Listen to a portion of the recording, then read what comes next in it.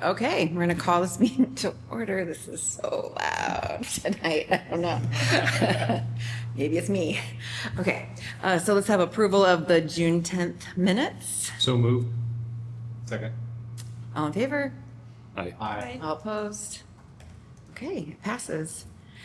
So we have a reminder here to speak directly into the mic. I don't think there'll be a problem. Seems to be. And so we're going to do introductions because we have a new commission member here tonight. So we start with Ryan. And maybe say your favorite park, whatever you want to say. Sure. So my name's Ryan, and I come from a fisheries expertise, and my favorite park is Waterworks. Very good. I'm Serena Voorhees.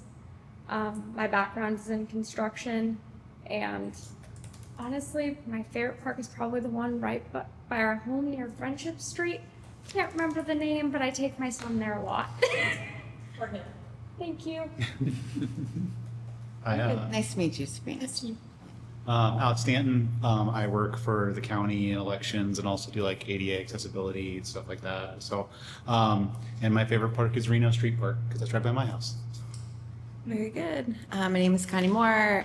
I am the chair. I'm just kidding. The power gets to me sometimes. So I'm a physical therapist for Grantwood AEA. And my favorite park is Hickory Hill. Michael Gaunt, my background is in landscape architecture, and I would also say Hickory Hill.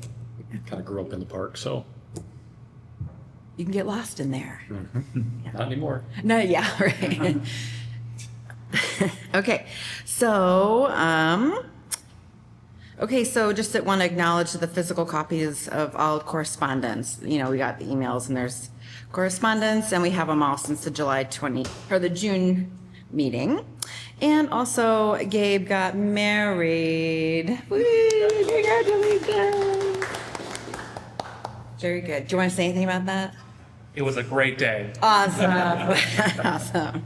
Okay, now we have public comment. Anyone want to say? Anyone? Anyone? Okay. Iowa City Kickers update. All right, so joining us here, thank you to the Kickers for coming out and sharing a little bit about your organization and providing some updates to us. So Kickers is our youth soccer affiliate organization. So an affiliate status, just as a reminder for that, we have primarily four different sports organizations that we have that are considered affiliates to the city. And what that means is that we work closely with them.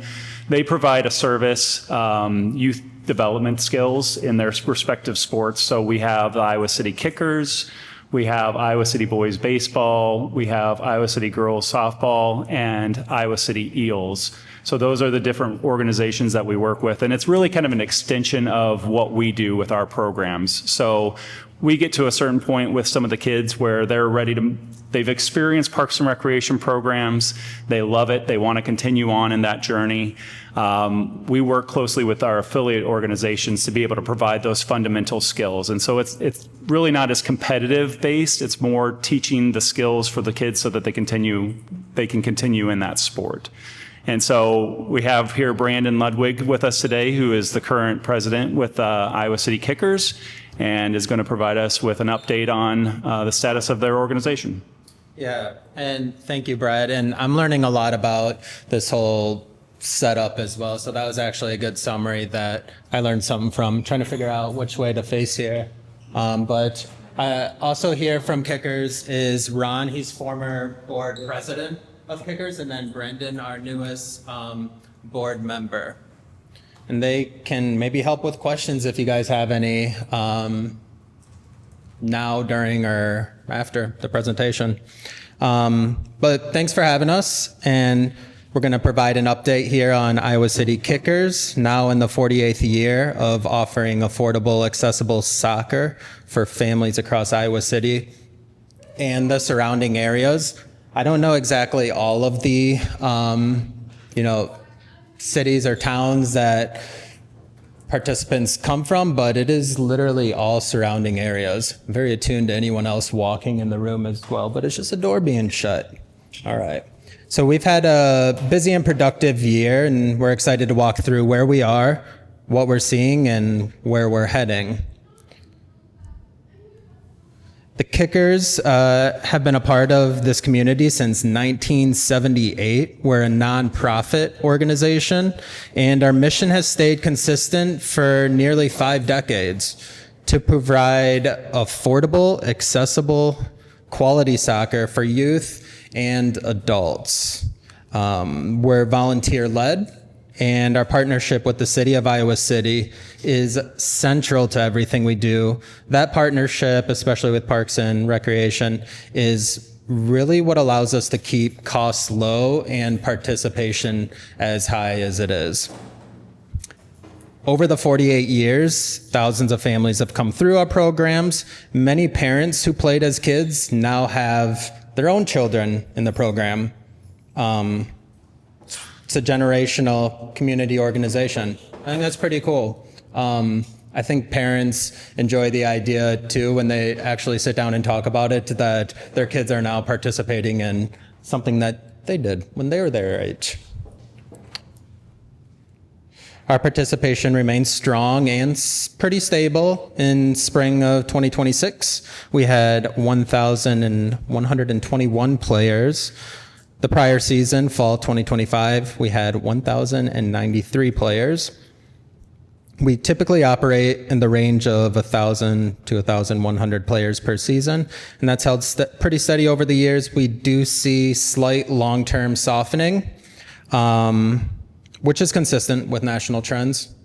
Families have more activity options, and youth sports participation is diversifying. Overall, our numbers remain healthy, and we continue to serve a very large portion of Iowa City families, and again, surrounding areas also come to join. We offer programming year-round, which is something unique in our area. Fall and spring are our traditional youth outdoor seasons. Winter indoor gives kids a chance to stay active during the colder months. It's one of our most popular programs, and actually it fills up pretty quickly. It really helps keep engagement throughout the colder seasons and back into the spring season when that starts up again. I would say generally the places where we can provide that programming are pretty limited. We've also relaunched our adult league, which has been a great way to bring more adults back into the recreational soccer. And we run a 1-week summer camp that provides an accessible option for families who want something structured and it's affordable. Together, these programs create a full calendar of soccer opportunities for all ages. Few highlights from this past year. We successfully relaunched the Adult League, which had been paused for some time. The response has been positive, and we're seeing strong interest from players who want recreational community-focused league. We've also kept costs extremely low as $75 for a full year of soccer. That's almost unheard of in youth sports today, especially compared to club soccer, which can cost families thousands of dollars. And we continue to benefit from strong volunteer engagement. Our coaches, assistant coaches, and board members put in a lot of hours to make the program work. Our current priorities focus on 4 main areas: access, volunteers, program quality, and communication. First, we're committed to maintaining affordability. Low fees and financial aid are essential to our mission. It's also a huge part of what makes Kickers unique, with that as low as $75 for a full calendar year of soccer. Second, we're strengthening our volunteer pipeline. We're working on deeper recruitment for coaches and board members, and we're improving support and training so volunteers can feel confident and prepared. Third, we're improving program quality and consistency. It includes standardized coaching expectations, clearer season structure, and better alignment across age groups. Finally, we're modernizing operations, especially registration and communication. Families today expect smoother digital experiences, and we're working to meet that expectation. trying a new software with the adult program. It's a smaller scale, less risk, less family impact. Adults can kind of help clean up the mess and provide feedback.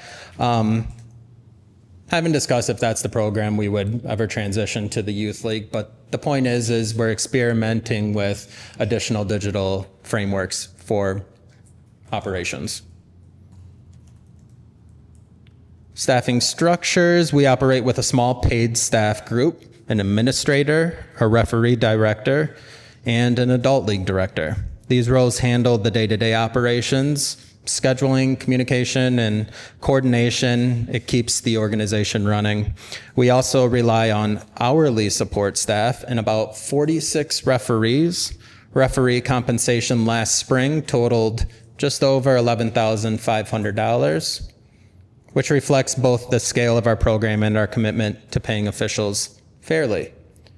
Currently discussing any sort of pay scale increase that we could comfortably adopt and pass on those pay increases to some of our returning referees. A lot who are also teenagers, so this provides a good outlet for them to, I wouldn't say necessarily start a career, but like make some money as a teenager is always great.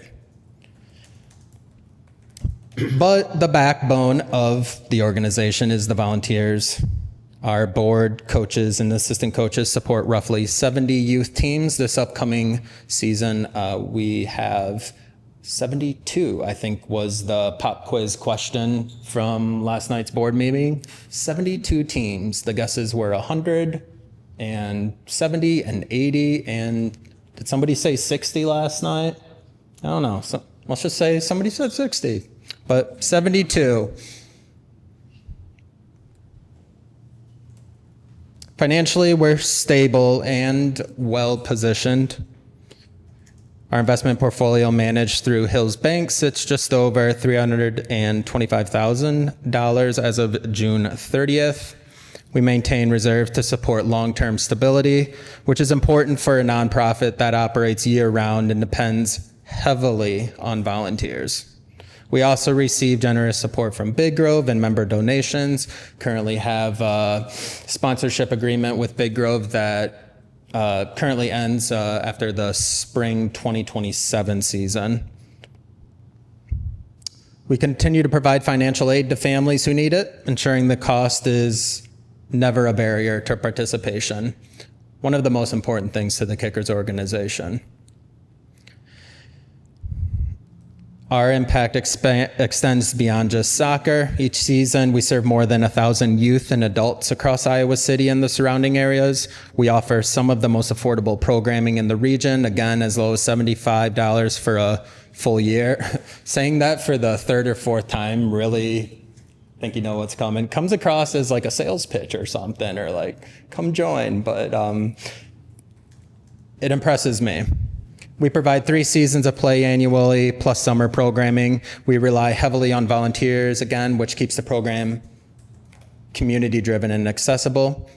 And our longstanding partnership with Parks and Recreation is a major part of why this model works. Together, we're able to provide high-quality recreational opportunities for families across Iowa City and the nearby communities. Like any community organization, we face challenges. Volunteer recruitment and retention is an ongoing need. Maintaining affordability while managing growth requires careful planning. Field capacity continues to be a constraint, especially in the cold seasons. Demand for field space is high across multiple sports. And we compete with a growing number of youth activities, which means we need to stay responsive to what families want. Our partnership with the city is essential. City staff maintain the high-quality fields, communicate closely with us, and support our programming needs. We appreciate the continued improvements to the facilities. They definitely make a difference in the experience that families have.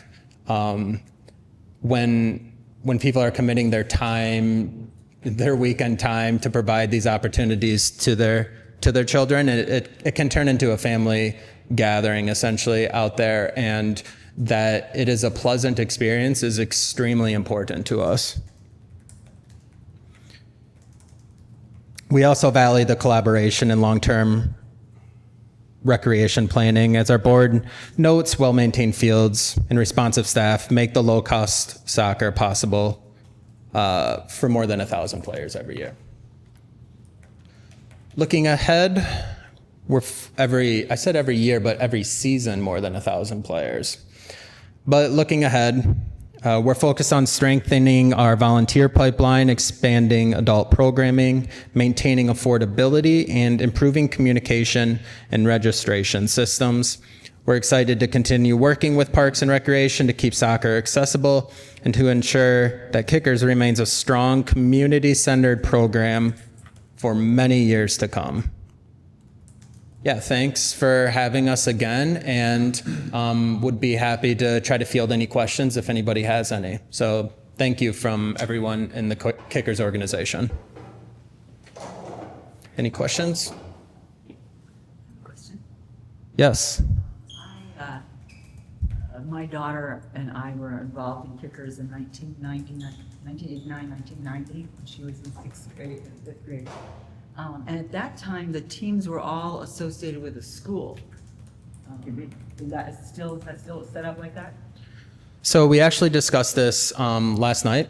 It's currently set up with that, but it's actually a first come, first serve basis. You know, a soccer team can only have so many players on each team. There's often many more participants than are, there's more kids in school that can fit on one soccer team. So it's really first come, first serve basis. And we do everything we can to be very transparent about that ahead of registration. So it is still like that on a first come, first serve basis. But if they don't find the school that belongs to them, they're asked, is there another school where you know some other kids, and where would you be comfortable fitting in if it's not your first preference?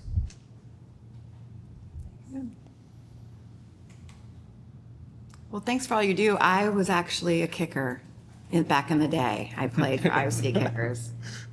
So did my kids. So it was a great organization. So thank you. Anyone else have anything else? Well, so one of my questions is, so when you have like an affiliate program with like you guys and the Eels, what goes into that affiliation? What kind of agreements are set up? Like, what's the park's expectations and the organization's expectations? Yeah, so we have a memorandum of understanding that we've established with each of the different organizations, and it kind of differs between what their needs are. So when you're looking at Iowa City baseball, softball, Kickers, their biggest need is field space. And so we're able to provide that to them. We don't charge them a fee for that, which is a huge boon to their organizations, that they don't have to pay rental fees for that, which helps them be able to then pass along those $75 a year costs for kids, which is amazing. Just reiterating that, because I think that's incredible. Yes, and so that is reduced. We do have with the Iowa City Eels, they work off of a subsidized rate. It's like 10% of the normal rental rates, because we do have the direct costs of having the lifeguards being staffed for that.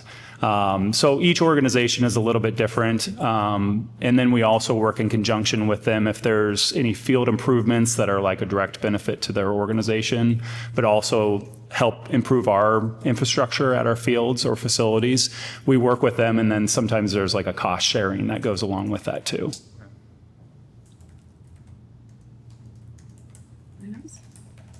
All right, great. Thank you so much. Appreciate it. Thank you. I'm gonna hand off the wand here. All right. All right, so up next we have Brad talking about beer gardens and Yes. public parks. Let's see, Gabe, can you, my thing's not tracking.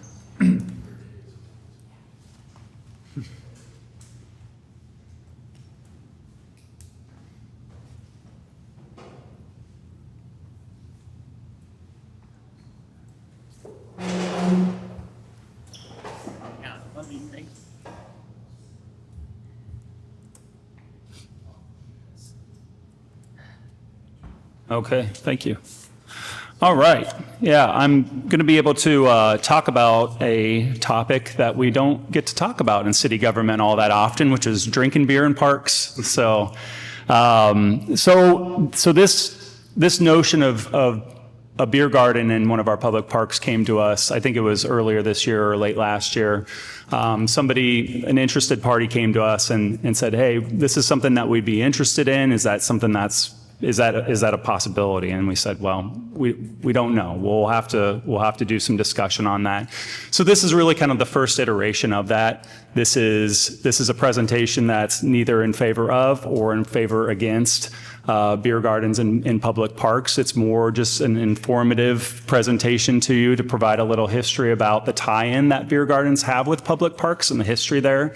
And then some of the obstacles that we'd be potentially looking at, city code, what does that entail? And just some of the different things that I want you all to be thinking about. So at the end of this, that's what I'm hoping to get from this, is maybe some conversation from you all as far as kind of your thoughts, your concerns, your qualms about possibly having a beer garden in one of our public parks. So more specifically, the question came to us about City Park. That was initially the concept, and so that's kind of the concept that we're presenting today. It doesn't necessarily have to be that way. There are beer gardens that have like mobile pop-up beer trucks that have the taps on them, to something that's more of a kind of a semi-permanent structure as well. So they come in all different shapes and sizes. So a beer garden, if you're not familiar with that, it's usually an open air area where local craft beverages, so your local breweries, are usually hugely involved with this. But they're not always put on by the brewery. And sometimes they have like light fare, like pretzels and things of that sort, but sometimes they encourage you just to bring in your own food too. It just kind of depends on the different places. That's actually from an historical perspective. People would bring in their own food, and so that's still encouraged in many cases. You'll often see a lot of picnic tables. The traditional German style is those really long tables that you kind of see in those beer halls, but you see all different types of setups at beer gardens. And then, of course, tree shaded areas. You know, you want to be able to enjoy the park-like setting that you have out there too. And you'll often see yard games and entertainment and live music and a lot of different options to really try to encourage people to come out to the beer garden. So just a very brief history of beer gardens in public parks. So it actually was back in like the 1600s when lagers actually just started becoming like the popular beer choice, but it has a fermentation temperature at like 35 to 55 degrees, so it has to be kept really cool. And obviously that was before the modern refrigeration that we have today. And so what they would do is they'd have these beer caves, which is something that actually, being in Iowa City, we're kind of familiar with what that is, with the beer caves that we have here in town. And so those were used to keep the beer cold so that it could ferment properly. But during the summer months and during the warmer months, they had troubles keeping it cold enough. And so what a lot of these breweries would do they'd plant these shallow-rooted chestnut trees, because the roots wouldn't go down very far, but it would provide a lot of shade on top of those subterranean caves and cellars that it would help keep that beer cool. And so moving forward to the 1800s, when these breweries, they started having these like park-like areas because they had that on top of their beer caves.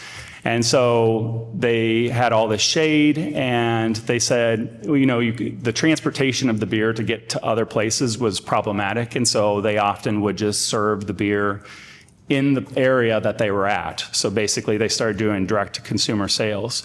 And so they started putting in these tables and chairs and just inviting people to come enjoy the shade that they already had that was helping their fermentation process.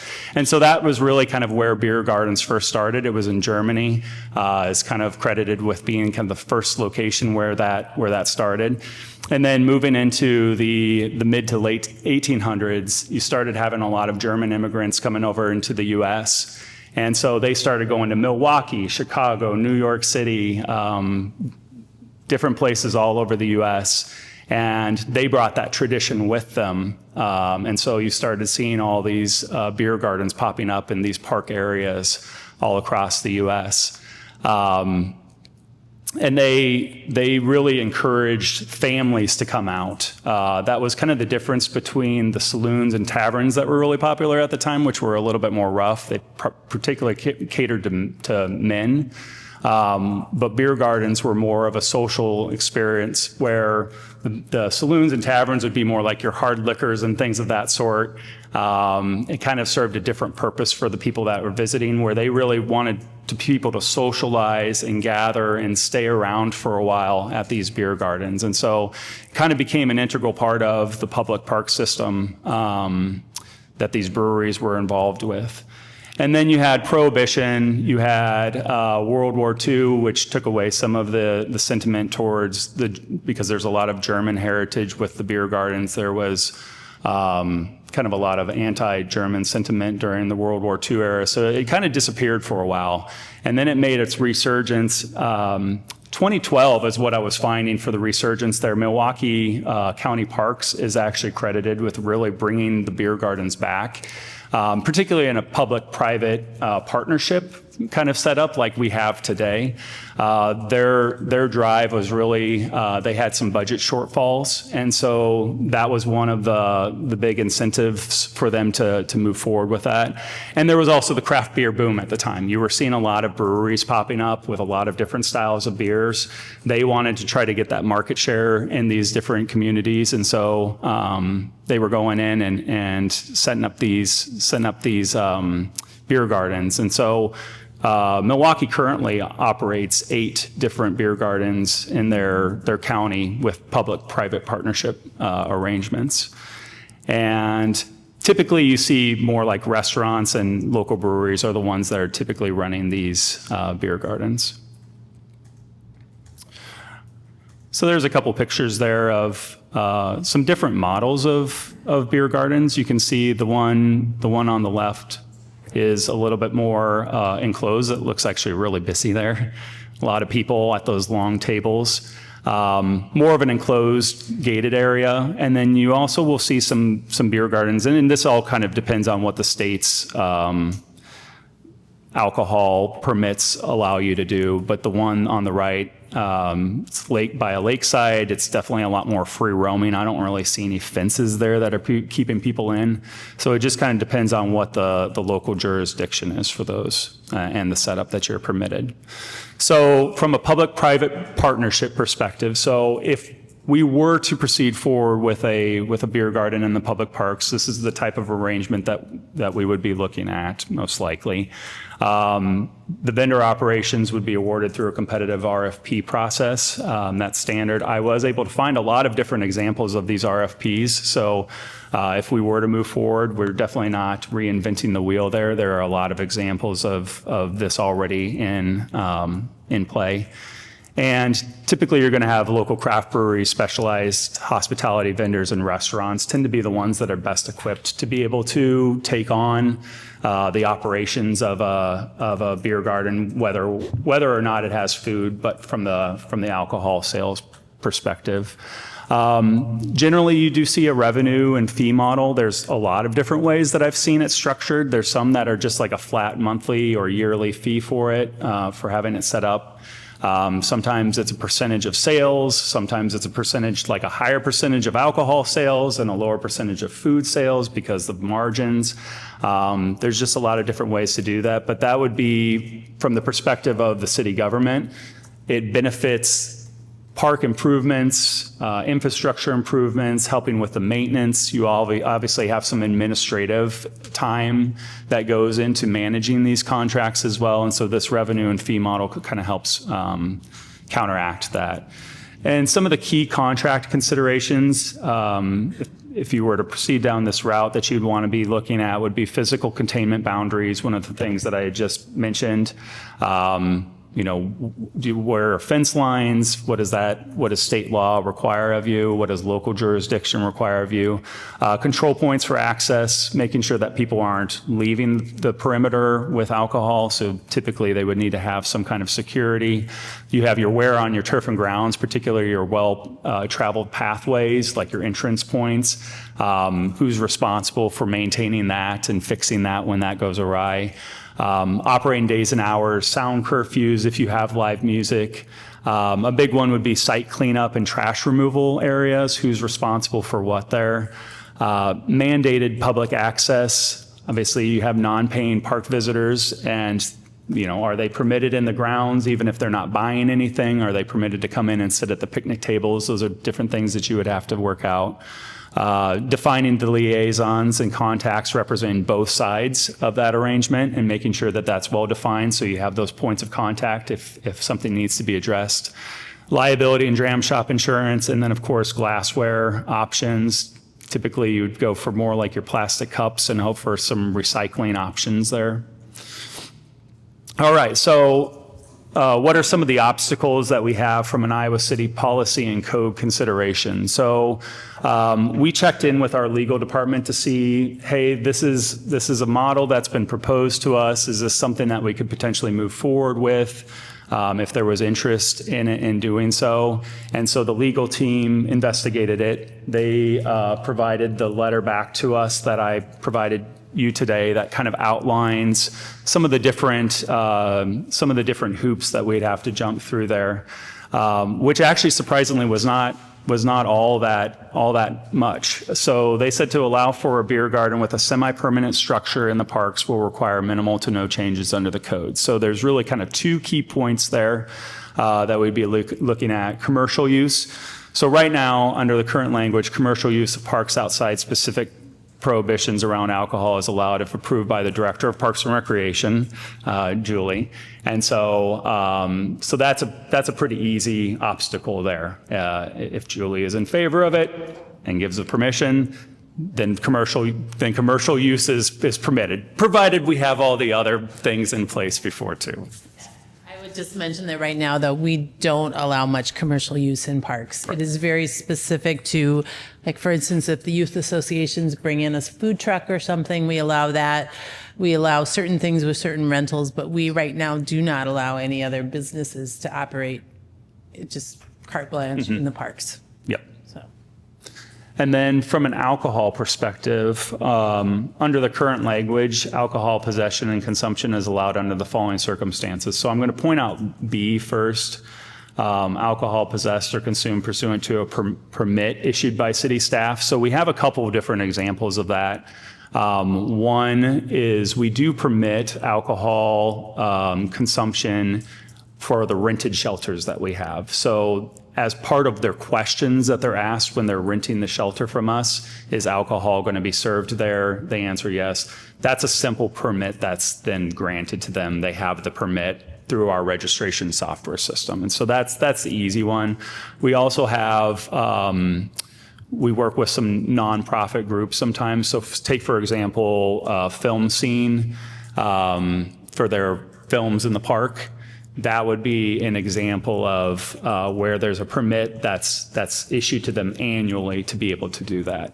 So going back to A, this is a little bit more complicated part here. Alcoholic beverages purchased from an authorized entity or on an authorized site. And so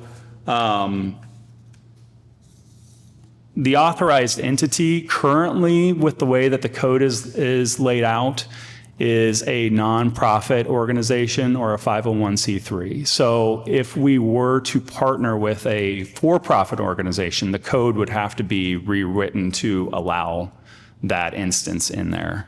And then an authorized site pretty much goes back to kind of what you were talking about with Julie being able to grant that permission for one of our public parks to be able to be used for that. So there's some things that would have to be worked out, but as far as it's not unsurmountable. There's not as many hoops to jump through as we thought there might be. All right, so now we get to considerations for you to discuss here and think about. So we have three different things here that I pointed out. Commercial activity, so current policy does not permit commercial activity in parks unless approved. And so as Julie mentioned, that's a pretty rare instance for us to do that. And if it is approved, typically we're going to have some kind of agreement in place for that.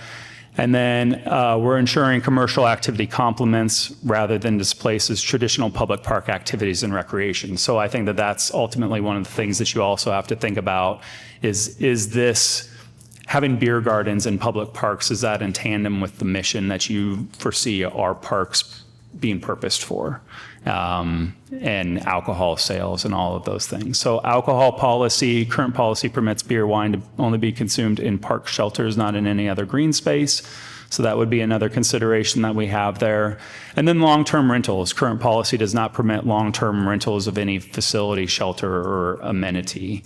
And so this would obviously be something that would be longer tenured. We do have some examples of that in the past, but they're pretty few and far between. The H2O building with Fin and Feather, that partnership where they were doing concession sales and boat rentals, was an agreement that we had for a decade or so. So that would be one example. We also have a subcontractor essentially that we work with, the Avis Center, for operations out at the Cherry True Blood Lodge. So those are the ones that kind of come to my mind immediately. So those would be the different things that we'd look for you to kind of weigh in on about kind of your thoughts about beer gardens in public parks and any concerns or thoughts that you might have on that topic. Okay, does anyone want to, oh, go Any ahead. Does anyone want to questions? jump in Yeah. here? Yep. Yep.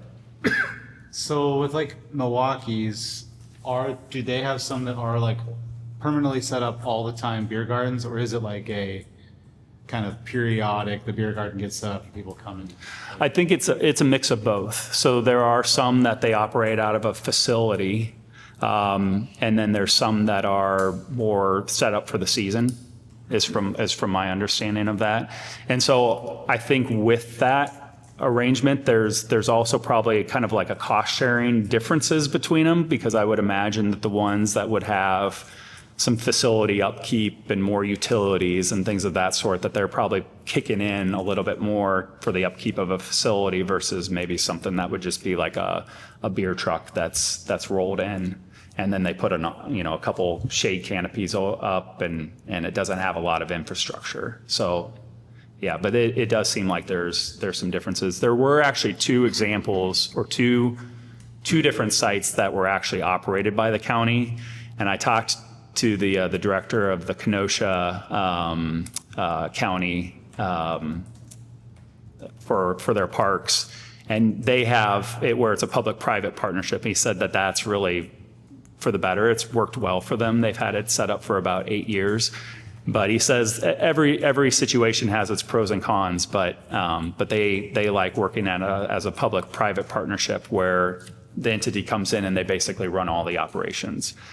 And that would definitely not be something that we'd be looking at, is where the city employees would be running the beer garden. We would not be in favor of that at all. That's not what we're looking for here. So just to make that clear. Any other cities in Iowa doing this? Des Moines is the only one that I know of that has that public-private partnership. I reached out to the Waterworks. The Waterworks entity out there is the ones that actually manage it, but they work with a restaurant group that does it. I've been out to it once, and it was nice. It was in a very serene public park setting. They kind of had some temporary infrastructure set up, and they had string lights up around all their different trees, and they had some big trees in the Waterworks Park, and it was a cool thing. We rode up on our bikes, and I didn't even know that it was there, and told my wife, it's like, oh, well, we gotta stop. Yeah. No, it's research and development, right? Yes. For research. Are you picturing it like a family thing, or more of have to be 20, like a beer garden at Arts Fest where you have to show an ID to get in? Family, yeah. And I think that's more in line with kind of what we're looking at to be the tie-in with public parks and beer gardens would be, I think you're looking for more of a, really kind of a Big Grove kind of has kind of that set up a little bit in their back. They kind of have the beer truck and they have lawn games and you see a lot of kids that are out there. And I think that's what we would probably be striving for is more of a family friendly atmosphere where you have some different games to entice families to come out. And it's not just about the beer, maybe there's some concessions, some other food options, things of that sort. Maybe some sodas on tap. Sure. Yes. I'll just say that I really like it from both from a revenue and from a recreation perspective.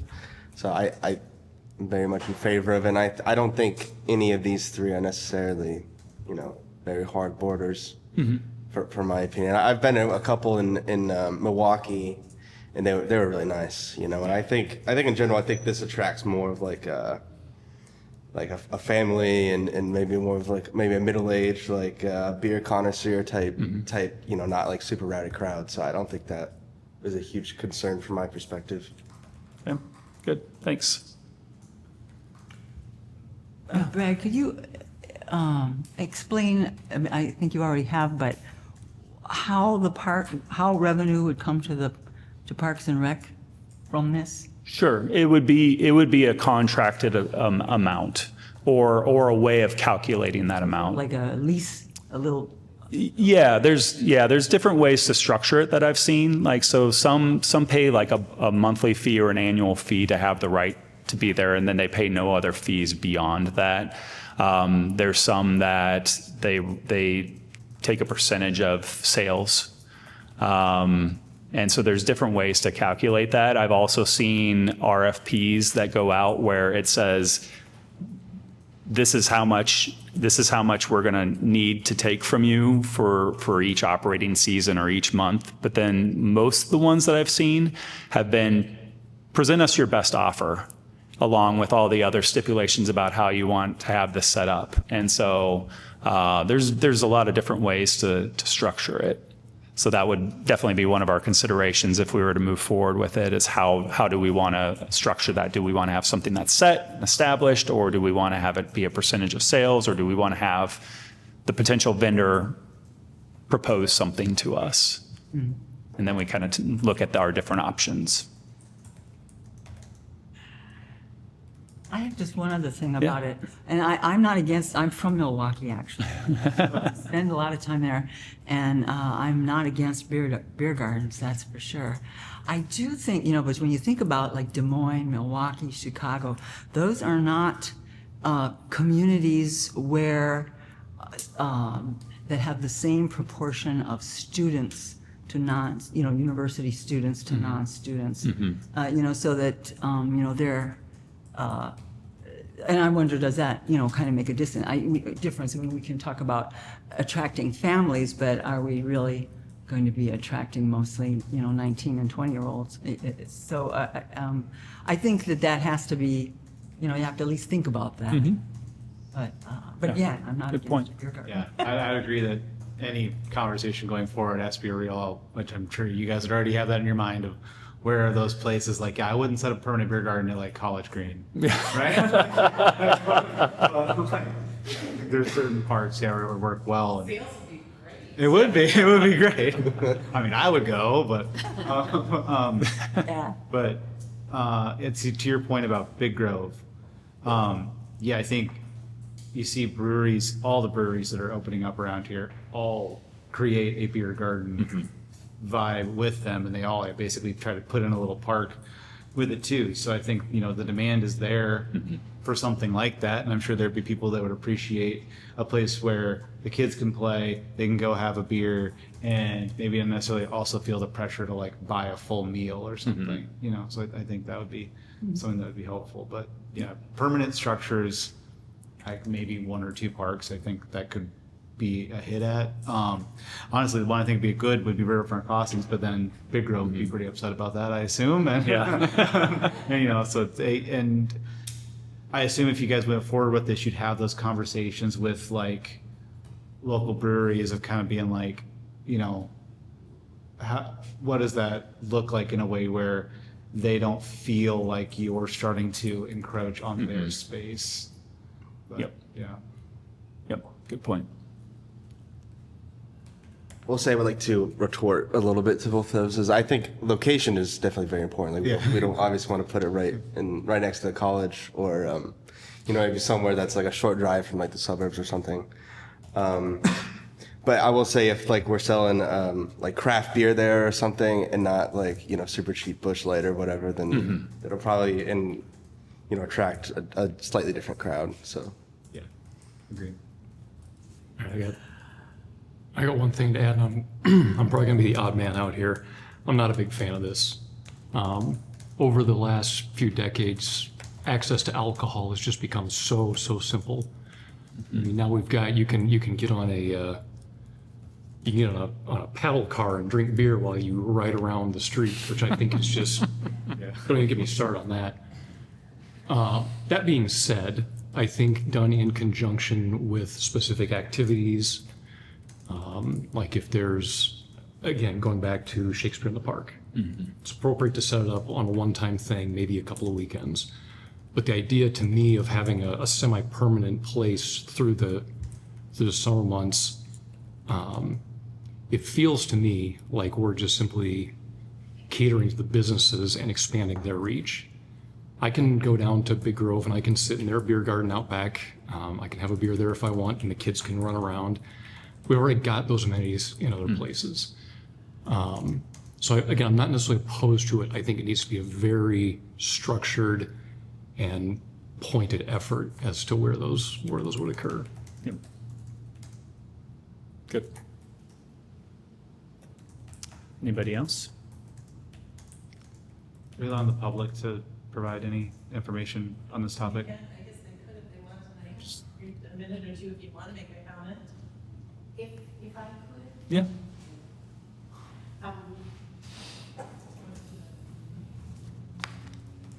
My name's Ann Jensen, and I'd like to represent the What Were They Thinking group.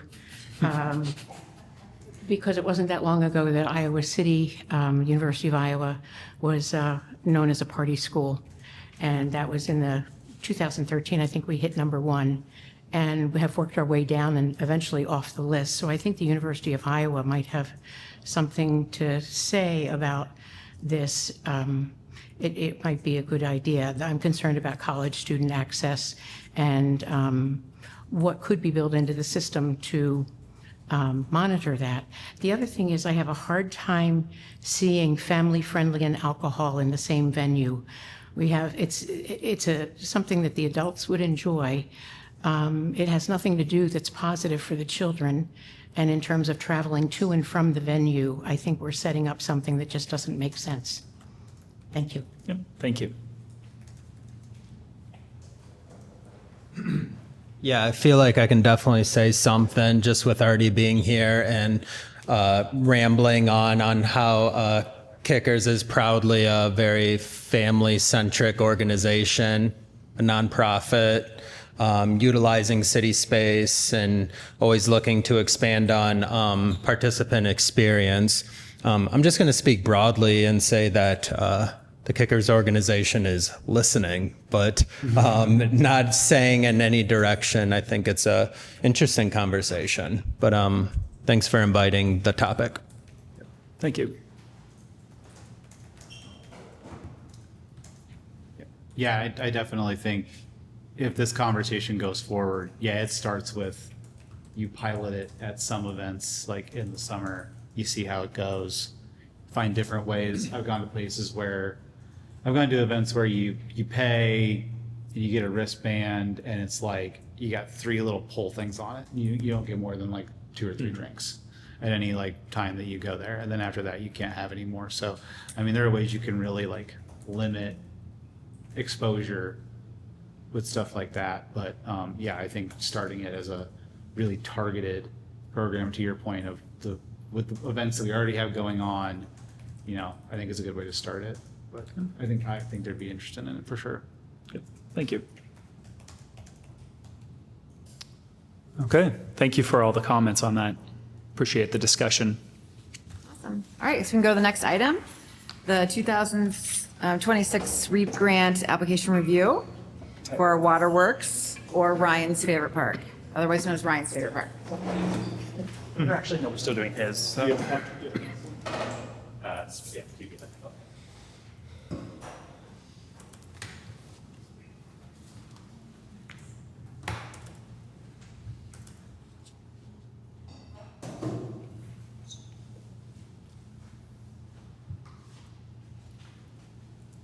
I'll pull the maps, probably the easiest. Yeah. One.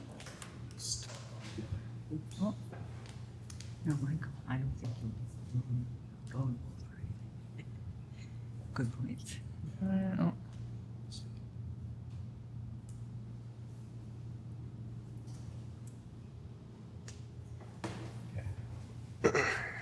Thank you, Gabe, for always getting our technology in order. It's very helpful. Do we want to do? Where's the? There's probably. Is that the one?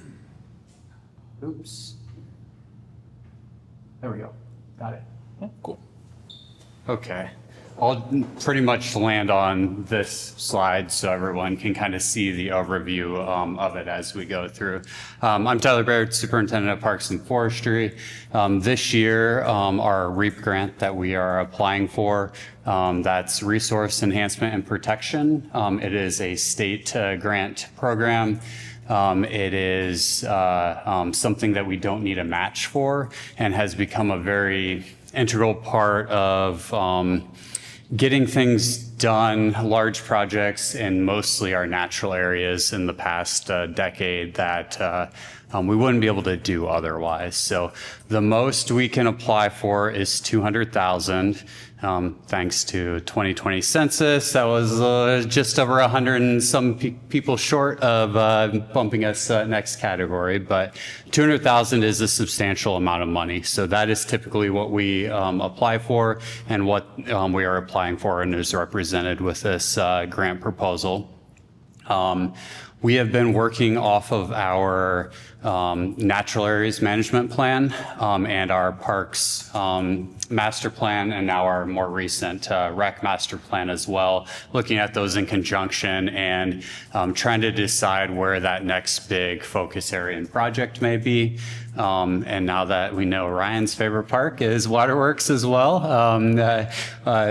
didn't know that before, but that's good to know. Waterworks Prairie Park is a very large park for us, large amount of natural areas, very visible along the I-80 corridor and North Dubuque Street, and also a good representation of how city departments, divisions can work together to provide a recreational amenity, an ecological amenity, and our drinking water.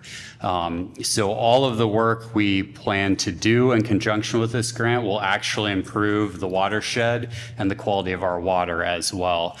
So that's what I think the main highlight for this grant is, and one of the strongest pieces that you won't see on a lot of other REAP grants. And one thing I've added a lot into the application on is it is a key project to showcase what we can do for water quality in a state that is trying to at least talking about doing something about water quality.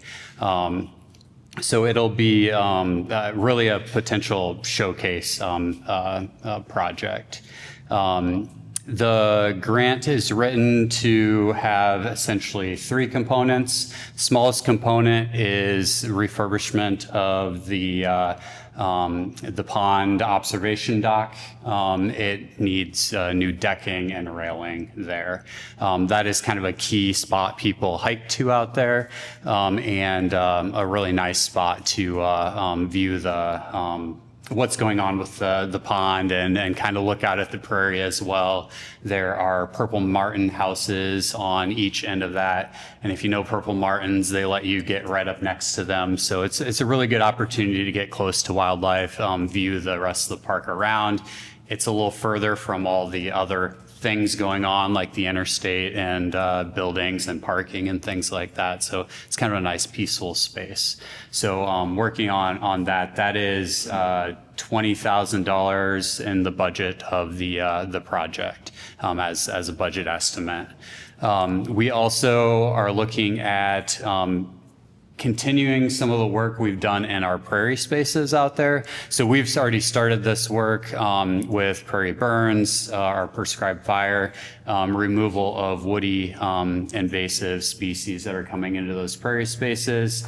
And we've done that with our staff and in conjunction with staff with the water department or division. So we just need that next step to completely wipe out what's there of the woody plants that are left in those prairie spaces to get that to a spot where ongoing maintenance is easier and we're not trying to climb that mountain constantly and with our removals. That's also significant because those prairies were installed with a REAP grant in 2001 or 2. I'm forgetting the year, but so those went in and were funded by a REAP grant at that time. And if we all remember what happened after that, so prairies take 5 years at least to establish. We had the flood of 2008, and that flood came in and inundated a lot of this property. So everything by the pond there and pretty much in this entire area and over to here was underwater. So that helped introduce some of those non-desirable species into that space. Willows, for instance, kind of got a foothold to the north and east of the pond by that 9.3 acres there. So that was one of them. So everywhere on the map that is either white, yellow, or orange are prairie spaces. White are in pretty good health right now, not as many woody species.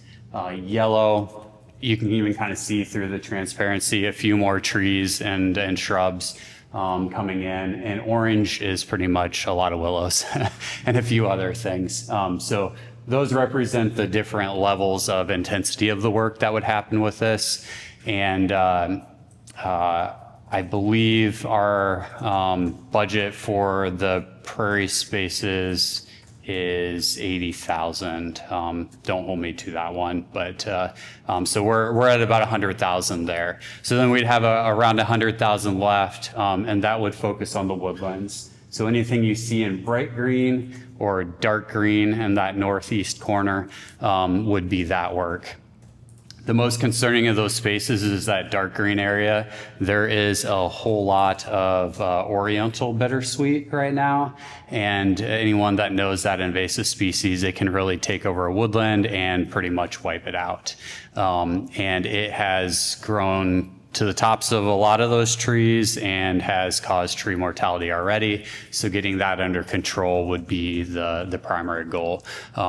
We realize we won't be able to completely eradicate it with this project. It would be a years-long effort, but this would be a really good first start to help get it to a point where we can manage it then.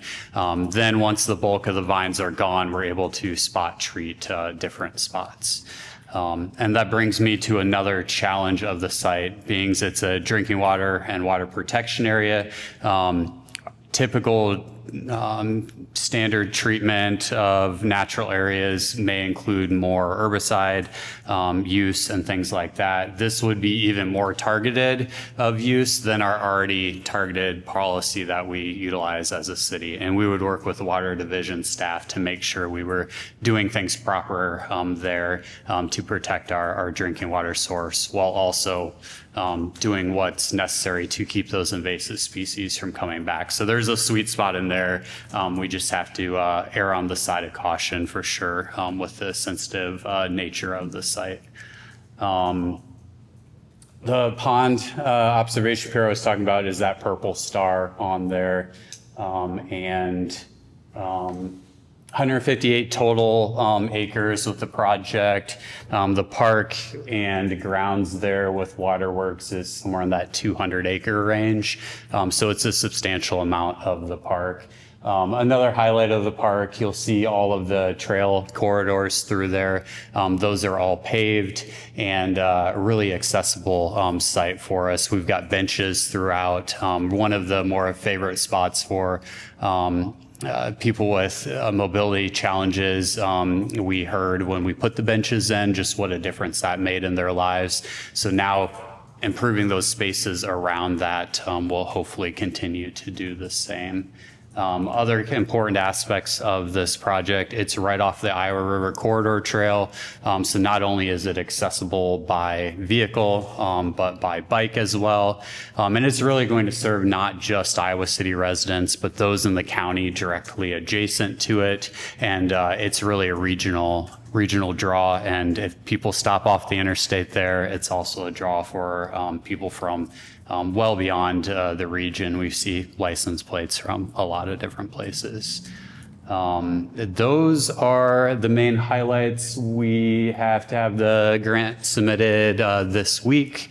But if anyone has feedback that they want to provide, I'm happy to make some small adjustments to our application or highlight things that you guys may all notice or want to include as well. Right. Yeah, I had a couple questions and comments. So the section right on the river, by the river, that's like bright green. Yeah.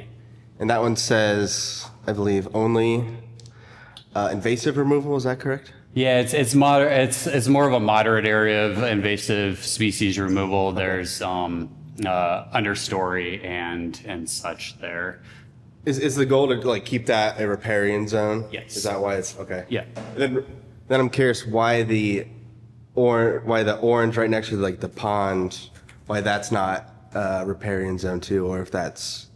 Yeah, it was originally with the last project seeded as prairie. Yeah. So it was envisioned as that, and the only woody species that are really growing there now are aggressive or invasive woody species. So it really blocks not only view shed, but really access to that water. And it's so dense that it's not doing a lot of ecosystem services right now.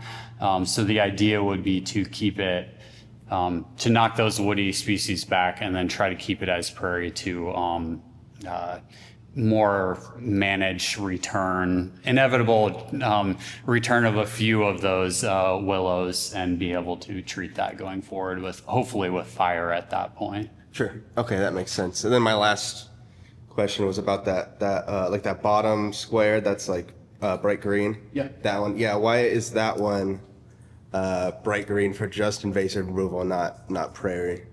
Yeah, so that is a woodland that's been there since as far back as the aerials go that we have for Johnson County. So that one and this one up here are both long-standing wooded areas. The rest of it was most likely pasture or cropland at some point. So those, but those are long-standing woody areas, and it really creates a lot of extra edge habitat there along it. So I think it's a kind of a good mix with all of that. And honestly, one of the best prairies out there is this 17.4 acre parcel there. So improving that woodland right next to that, I think would be a nice amenity for wildlife out there. Okay, great. Yeah, I think that looks good. Awesome. Thanks. Anyone else? Could you? Sorry. Okay. No, you go ahead. Is the intention for only removals, or will you also be introducing? Yeah, good question. We do have part of the plan will be once we get in the prairies at least, once we get the woody species under control, those areas that are more densely wooded right now with that, we will put prairie seed to help establish that back. Part of this grant is not to do that to the woodlands yet, knowing that our battle with the invasive species there will be longer, but long-term goal and what would follow our natural areas management plan would be to do that. But the key element is it's probably going to be a decade before we're kind of at that point for most of those spaces. But we have had community interest for some replanting of trees along the trail, just to right on the trail's edge. So that could be another way, not representing the grant right now per se, but another way we could utilize other small projects to add some more species in there and some tree canopy. Thank you. Yeah, good question. And you mentioned that this project would help with water quality. Could you explain a little about how Yeah. it would do that? Yep. So a prairie cover over those spaces, especially around the pond, is going to help better filter anything that comes with rainwater, better capture it than those willow spaces right now don't allow a whole lot of light under them. So there's a greater chance of runoff through that space. And especially in the woodlands, anything we can do for the understory of the woodlands to keep that healthy is going to provide a lot more direct filtration and whatnot than what is there now. The invasive species tend to just wipe out all the native species underneath and tend to not have the same quality of root structure and things like that that would help out our when water does come, what happens to it at that point. So yeah, good question. Do you have another one, Ryan? Yeah, I have one last one. Yeah. Is there any potential for using some of the woody removals, like reusing that as like fish habitat or fish attractors at all in the pond? Question. Probably not, because that pond is specifically another water source and has water infrastructure in it. Oh, I see. Okay. But potentially in more of the like wetland type spaces, like the one here and then the one up by the pond, potentially there, but those don't always stay as full. So it might not be fish habitat, but more other aquatic habitat. But yeah, because this is kind of a special example of a pond that is not like any of our other ones. Good question. All right, thanks, Kevin. Thanks. Awesome, yeah. Yep. Well, I hope you get the grant. Yes. When do you find out? We'll find out probably in September, maybe October, usually.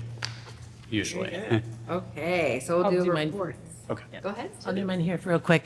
So just some updates on our construction projects. Starting out, we just had our pre-construction meeting for Napoleon Park. And that is rehabbing fields 5 through 8 of the softball complex and adding some trail connections that are much needed in that park. That work will take place this fall. North Market Square, the playground is in. We are waiting for some more fill before they put the mulch down, the final surfacing down. They will have that playground open for the school year to start.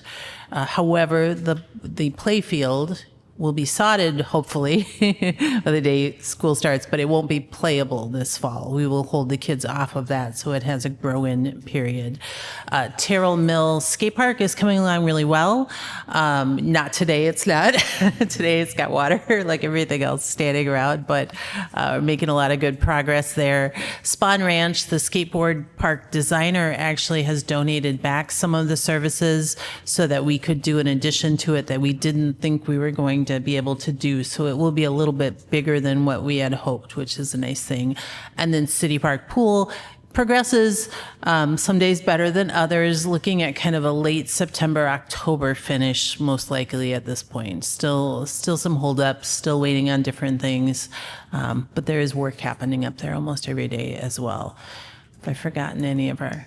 Shelters of the city. Oh yeah, City Park shelters and restroom projects. We had two big semis roll in with the Romtech shelters on them 2 days ago, so that's exciting. We'll be seeing the shelters come out of the ground. The foundations are in. Work has been happening on the red brick restroom by the playground, and then in general, that project is really nicely on schedule. So lots of that. Next month for this meeting, our plan would be to have you go through our capital improvement project plan and talk about what we're proposing to the council for projects over the next 5 years. We do that about once a year. You get to see it kind of in that preliminary stage before it goes to council. So that's what their main agenda item in September will be. So Will we get to see the pool when it's done? when it's done, yes. When it has, we will see. If we did a tour as part of this meeting, it would be open to the public as well. So it might be more that we have you give me a call or contact me if you want a tour, and we'll figure out how to get you up there. The decks are not poured yet, so it's really not a location that I want to take you all out on, even if you had hard hats and all of that yet. Once we get decks poured and a little more work happening in the bathhouse is coming together quite nicely on the inside. They have the partitions up. A lot of the fixtures are up. Great colors. It's awesome looking. So it's coming along. But the paving on the pool deck and on the front entrance are still pretty rocky right now. So, Okay, thank you. yeah. You're not feeling like there's any reason it wouldn't open on time next year? I'm not going to say anything yet until, so the key things we need to see happen, we need to see, so the pools have water in them right now. They'll be doing more water testing over the next coming weeks. It needs to hold water tight. They need to then drain them. If you looked at the water right now, it's filled with algae. That's because there's not chlorinated water at this point. So they have to drain that, acid wash them, clean them. And there's a plaster surface that goes down. It's called Diamond Bright. I really need to see that happen this fall. And once that happens, ask me that question again. If it doesn't happen this fall, I don't know. Okay. So, yeah. All right, thank you, Julie. All right, Tyler. Yeah, so we're kind of at that point of summer where it's maintain what's kind of going on so grass continues to grow, which you probably all know from your own yards. We haven't really had that same dormant period slowdown that we do some years. So a lot of our crews have been busy with just general upkeep of our open spaces, mowing, keeping restrooms clean, shelters ready for reservations, things like that. We've recently seen a little bit of uptick and some damage, most likely vandalism in both cases, but we continue to address that as those things happen. Tends to be more common in our restroom spaces, so spaces that are kind of private in nature and things occur that are out of sight and then we deal with afterwards. So just want to make you aware we battle that every year here and there. I consider us to be really lucky that our community by and large is very respectful of our spaces. For a community of our size, I think we do a pretty good job with that, but something we've seen a little increase with lately. We, as you saw this morning as well, had a lot of rain and a little bit of wind with that. So we had some tree damage to deal with again this morning. The forestry crew was on that right away.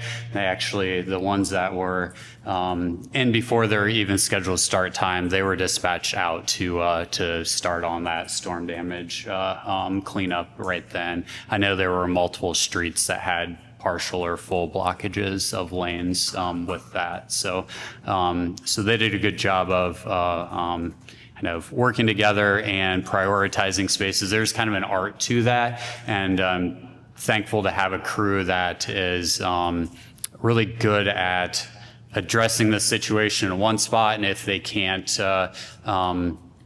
do it then, let's say there's a utility line or something in the way, moving on to the next thing and keeping going so we don't have time wasted while roads are blocked. And we also rely heavily on our police department and their desk staff that take calls with that. We get requests through our public request system online, and then other departments and other city staff do a good job of letting us know when they see stuff as well. So all of that is much appreciated because we wouldn't always notice otherwise. One other project I just thought of that we didn't cover yet.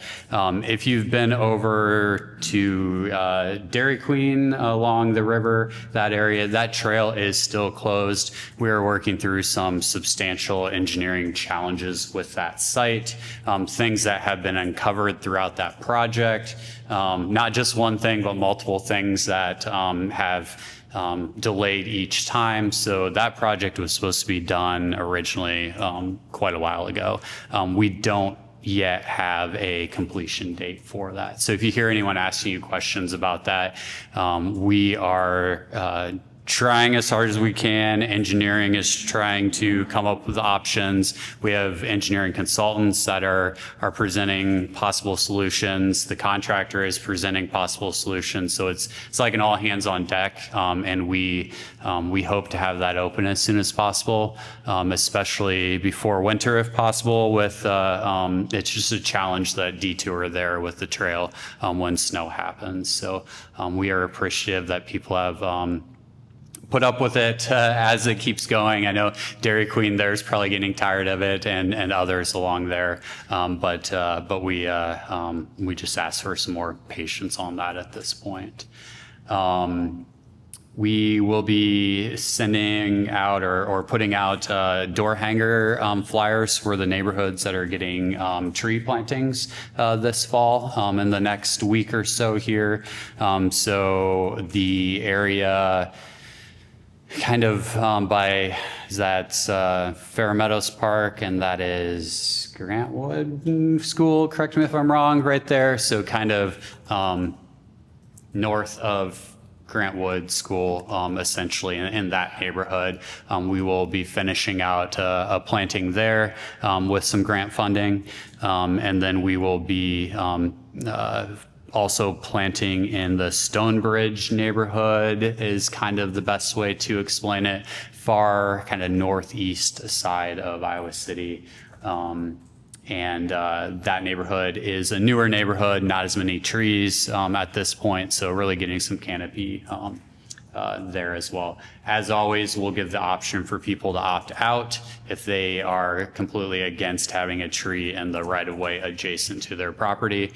We don't see a lot of opt-out with these, but we do like to give some say to the property owners next to where those trees would go, because everyone has different preferences.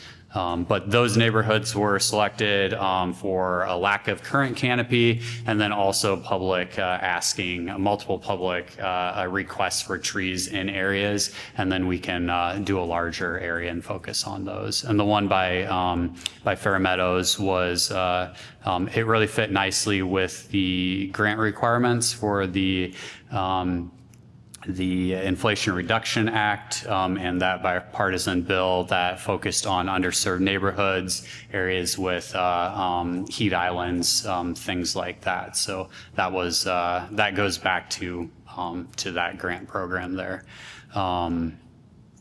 Trying to think if I'm missing any. Oh, last thing, just want to highlight, and I think I highlighted that we had the new mural in Riverfront Crossings, maybe at the last meeting or the meeting before that. Just want to highlight all the arts things that go on in our parks around the community. So some of them in close conjunction with us, others with partners. So Summer of the Arts has been having their music series at Riverfront Crossings. I believe they have one tonight, if I'm not mistaken, in your favorite park, Sabrina. So they really activate those spaces. Film Scene does a great job of activating our space over here at Chauncey.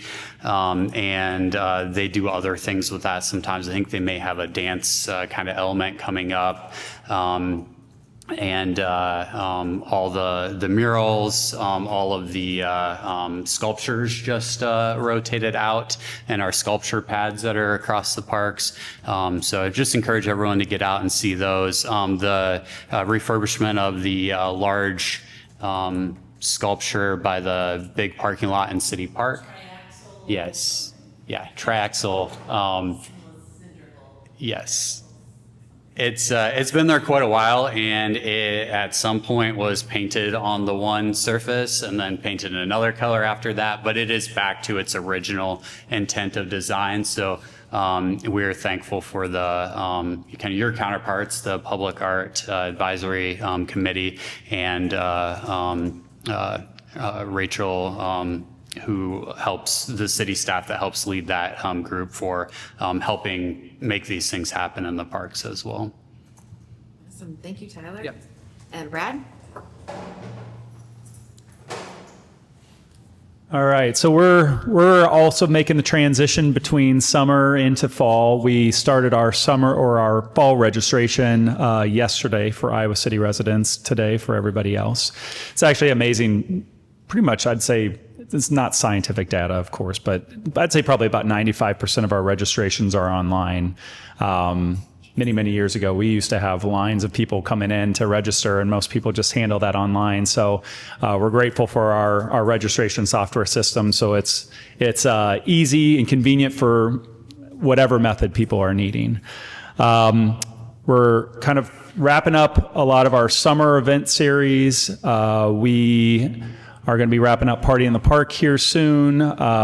We have one last additional party. We've added a few in for August on Saturdays over at Mercer for families to come out and enjoy the pool. We've got our extended hours here at Robert A. Lee Pool happening through the 23rd. And then we'll be going back to regular hours there.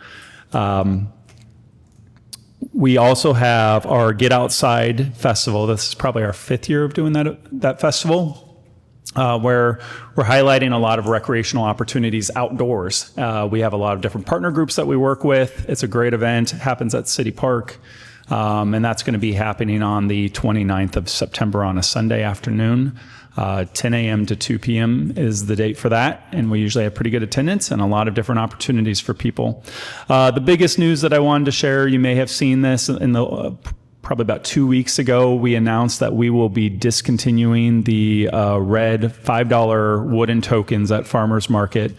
We had learned that there was a counterfeit case that was happening at another farmers market here in the state, and they have a similar system set up to us. It's a smaller market, but really had us take a close, hard look at the way that we operate with those tokens.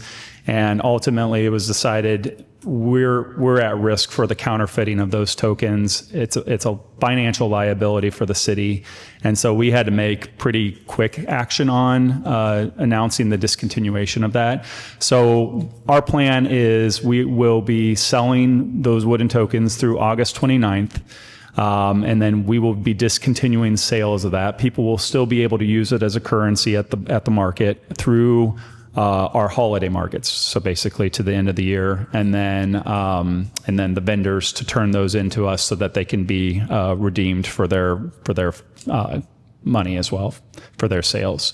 Not an easy decision to do. I think we've had that token system in place for 10 years. That was at a time when vendors did not have access to as many methods for credit card payments, Venmo. There's a lot of different methods now. People can set those up a lot easier than they could 10 years ago. And so we wanted to at least get that announcement out there and give people some time to be able to make a plan for balancing that out with whatever their business operations are. So we know it's a disappointment to some people. But it was definitely a decision that we felt we had to make. So, any questions? How's the vendor feedback been to discontinuation of the? We haven't heard from a lot of the vendors. We've heard from some, and they're disappointed by that.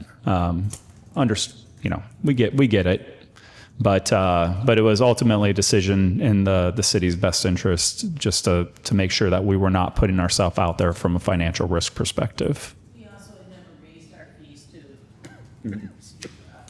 There's been a charge to the city throughout this whole process for every credit card transaction. We never charged that back to the vendors. So in other words, we didn't raise our fees when we added this program ever either. So. Yeah, we have about $10,000 a year that we're absorbing in credit card fees and transaction fees that had not been passed on.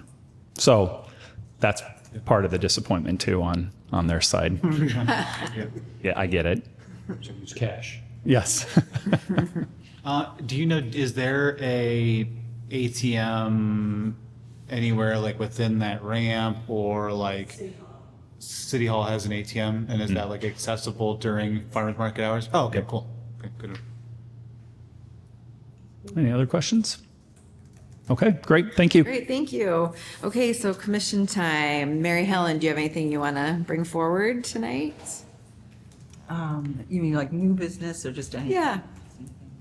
Well, I just had a little, I guess a little additional thought about the beer garden idea. And, you know, I appreciated what Ann Jensen said, because it is a bar in the park. I mean, you know, you can say, well, the kids can play and this and that, but, and it's true, it's nice. But it is, you know, it's alcohol, serving alcohol. And we're gonna have to have some way of making sure we're not selling it to, you know, 16-year-olds and so forth, whose parents aren't there, you know. That's it. Okay, thank you. Michael? The only comment I was going to make was I also noticed all the new art that had gone up, especially in Riverfront Crossing Park. I'm doing a lot of walks down through there, and one day all of a sudden all the sculptures were changed, and it looked really nice. So Oh, cool. it's a great project. Real quick though, what happens to the sculptures after they go away? So it's part of the city's public art program. They go back to the artists. So we basically pay them an honorarium for 2 years worth of use for each of those.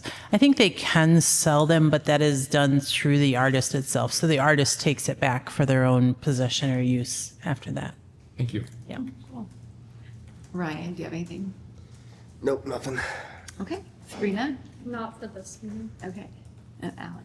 I was going to say that I last month wrapped up my son's first t-ball season through the city, so he had a great time, and got him signed up yesterday for soccer and then basketball. So excited thank you for the software that works well, and excited for the next seasons. Yeah, did you say soccer? Because you got to sign up for kickers too. Well, once he gets up there, I'll get that $75 out. There you go, $75 a year. That's right. One more time, $75 a year, wow. And I don't have anything, thank you. It was a really interesting meeting, so.